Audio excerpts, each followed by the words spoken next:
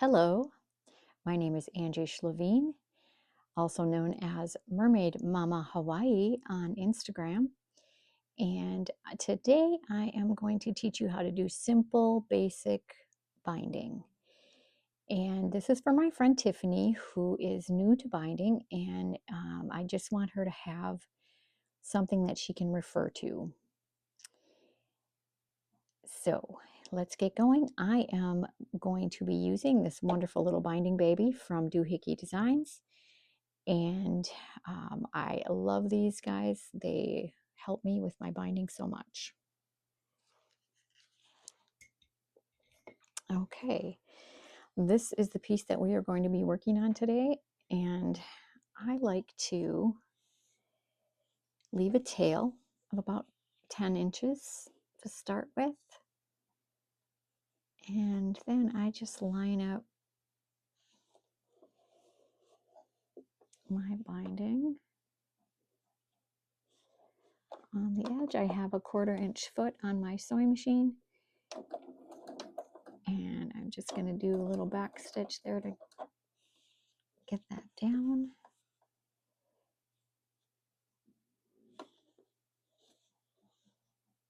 And I'm just starting in the middle, somewhere, anywhere.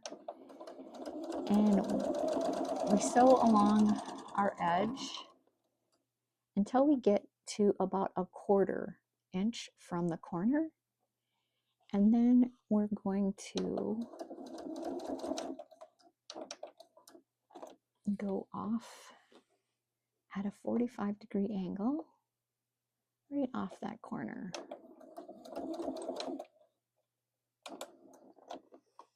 And then I cut my thread and pivot my project. And then you can see that nice angle there. We're going to take our binding. I'm using 2.5 inch cut binding. If you want a narrower binding, you can use 2 1/4. So I've already prepared my binding, and I've already squared up my little project here, which is just a teeny tiny project for this app. Now I'm going to start this not quite on the edge, just a little bit inside of the edge. And then just line this up. Now it is your choice whether or not you want to start with your binding on the front or the back, depending on what color your project is, what color your binding is, what color thread you're using. All kinds of things come into play. So it's kind of your choice. Now I, most of the time, sew my binding onto the front first and then tack it down on the back after.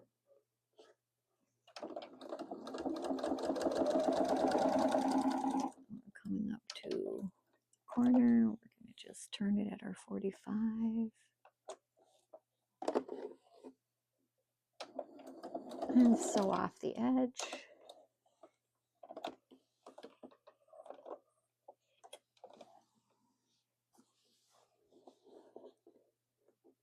And then I'm going to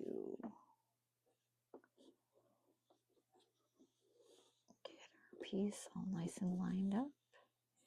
Take it, fold it up, and fold it back down. And make sure that it's right on that top edge. And basically, you're going to just line it up with the corner on all sides there. And then I go in just a smidge, maybe 1/8 of an inch, to start my seam.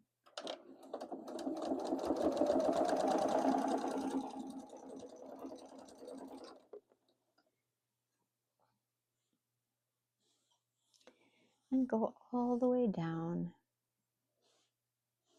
to this edge.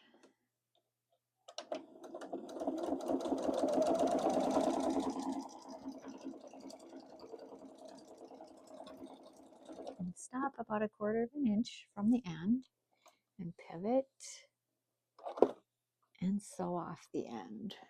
I think I've got to go just a little bit further here.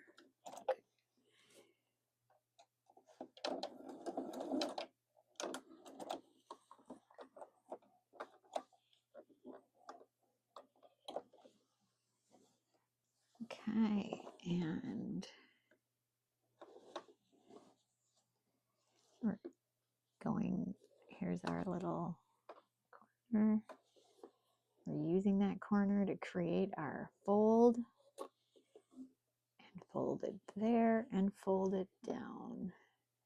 And you want that top edge fold to follow right along the top edge. You want your corner up here to be right at your corner.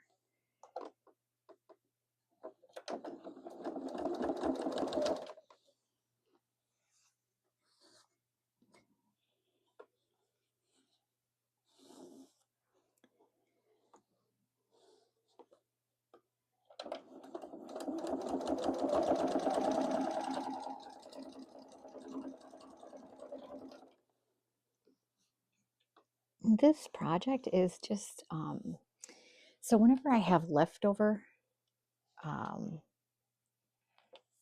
fabric from a project, I will make 2-inch squares, because when you make a 9 patch, you can see these little 9 patches I got going here.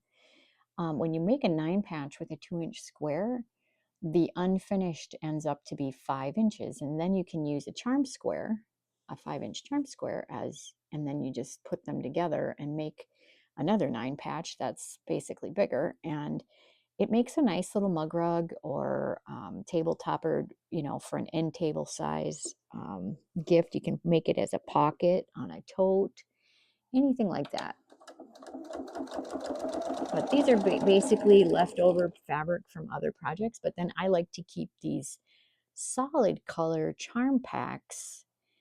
You can get them, I think this is jade, dusty jade from Bella Solids, and you can get them in all kinds of colors, and they just will easily throw a project together because it will look like it matches well, even if you've got a little bit of an issue.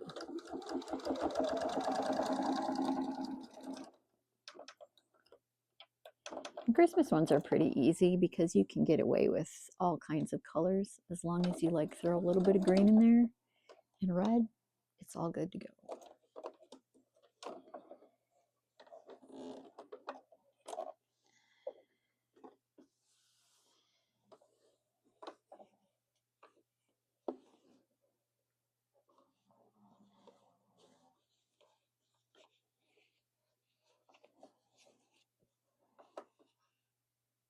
Okay.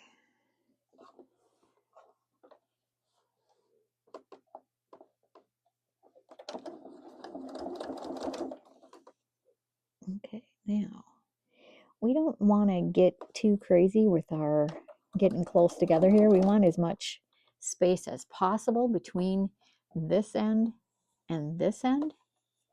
You can see we're close here, so I'm going to actually just back stitch here, and we're going to join these two ends together, and I'm going to show you how I do that right over here. Okay, so I will get this nice and flat,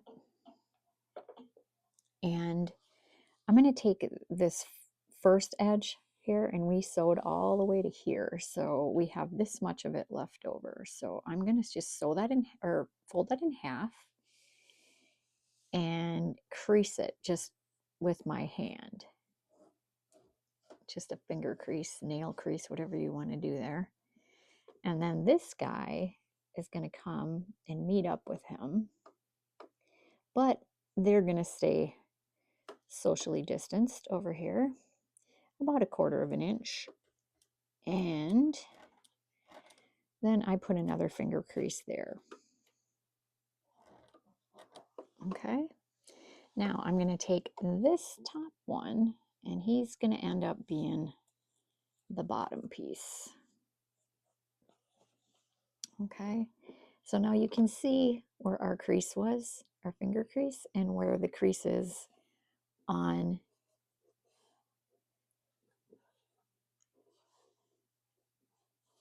the actual binding when you ironed it. Okay, so that's going to be the top. And then this guy is going to come up and he's going to fold right onto those marks. You're just going to line them up right on those marks. Okay, I don't know if you can see that. Let's see here what we're doing. Okay, so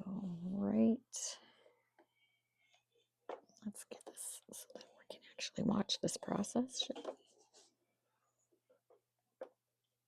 Okay, so those lines line up and these lines line up. Okay, now we're going to sew on the diagonal. First, I'm going to tack this down just a smidge here. Okay, now I use my seam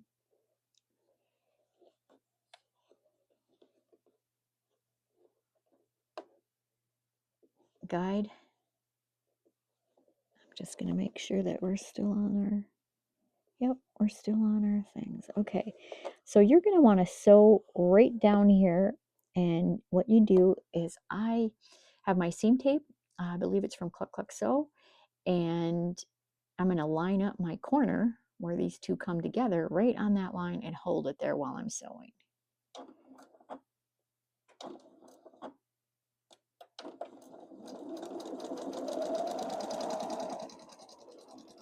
Okay. Now, we're going to test this first before we do anything further. Okay, so what we're testing for is A, is it the right length? Okay, this appears to be the right length. It fits our side. Is it all going in the right direction? Yes, it is, because these, when they unfolded, were the right way. If they're the wrong way, don't trim. Use your seam ripper and rip it out and try it again. Okay, now, yes, I'm from Minnesota, y'all. True story. And I do sound like I'm from Minnesota, so that just doesn't matter where you go or where you live. That just does not go away. Okay, so then we're going to trim this off.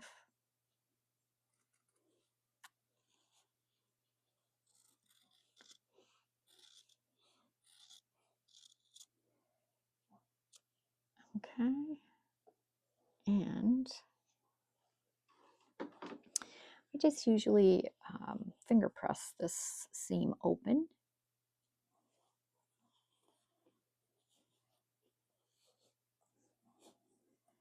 Okay, and then I push it back down onto the project. Okay, and we're going to start where we left off. And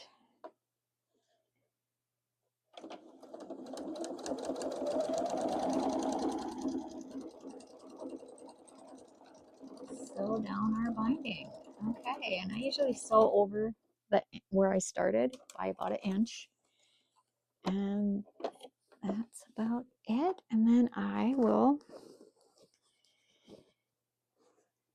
flip this over. And I don't use any pins or what do you call it? Clips or anything like that. I just literally hold it and sew. And I do this on small, large, it doesn't matter to me because I only machine bind. If you are going to do hand binding and all that, you probably are going to want to clip and pin and do whatever you need to do to hold it there. But I choose to machine bind everything. Now, if you were making a quilt that was going to be part of a show or a contest of some sort, or like your county fair or state fair, you're probably going to want to hand stitch this back binding part, because that seam is going to show onto the front. And I don't mind that, but in the quilting world, I think that's probably not what they like to see. The all-loving quilt police. But we don't have any of that here, so we're just learning how to basically put on a binding, okay? And I'm looking at my 1/4-inch foot there, and yes, I have a clear plastic foot that has each foot on each side is a 1/4 inch, but it also has a 1/8 inch marks, and I try to keep this side of my binding, this left side, which is getting sewn down, right on that 1/8 inch mark for sewing down. Now, depending on what type of foot you plan on using for your binding, you'll find a mark of some sort and use that for your process. There's a mazillion, oh my gosh, there's so many ways to do binding. There's so many tools, there's so many tutorials. If this one does not appear to be your cup of tea, just try to find one that is. That's all that you need to do, because there's really, I don't want to say there's no wrong way to do it. I'm sure there probably is a wrong way to do it, but to me, done is better than perfect. So I'm not getting caught up in all of the stuff. I kind of feel like the machine binding is a little more strong. It'll withstand a lot of wear and tear, and I like for my things to be used. I don't really want it to be, I give most of mine away, and I want them to use it. I want them to use and appreciate it and love it, and their kids to make forts out of it and whatever else for my quilts. So I like a durable binding, and I feel like the machine binding is what I need to do for that. So when you get down to these corners, you're going to kind of you kind of push this underneath part in and pull that down as far as it will go, so that you can get this nice crisp edge.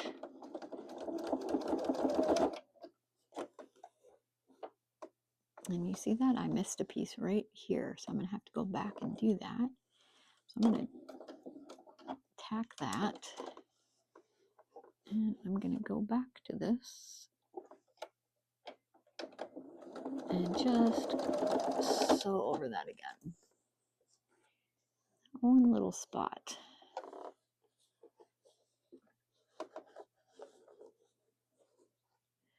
And by tacking, you just kind of backstitch a couple. That's what I refer to as tacking. It just kind of holds that spot where you want it to be. Now, I generally will add a tag to most of my projects. And I get my tags. Here's my tag. This is a simple ribbon tag. It's from Ever Emblem on Etsy. And I just tuck it under my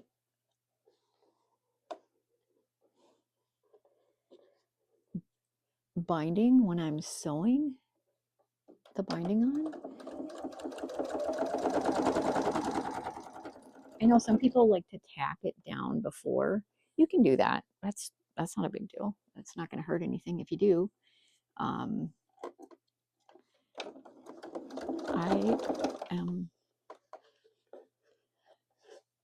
all about efficiency. So any extra little steps that might be involved, they're going to go by the wayside in my world. I don't have a fancy schmancy sewing machine. I just have a Singer Quantum stylist, and it has made about 40 or 50 quilts for me. So it's a workhorse, and I got it off of Amazon a few years ago, and it has just been a peach of a machine. I cannot say enough good things about it. In fact, if this one goes kerplunk, I'm getting another one.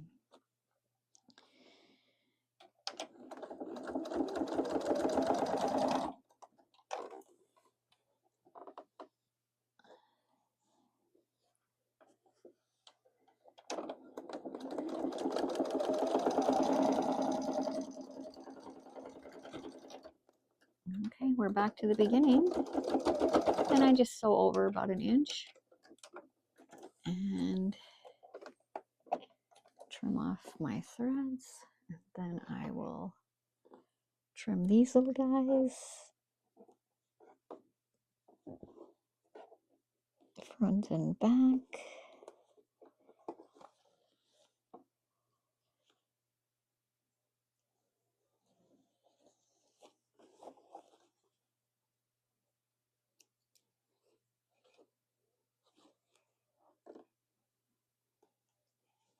Okay, so this is our bound little project, and it was not difficult at all. So happy quilting. I hope that this helps you. If you have any questions, you can send those questions to me, reply in the comments, and I will try to answer your questions. If there's something that you think I needed to explain further, please let me know. I look forward to helping you. Thanks. Bye now.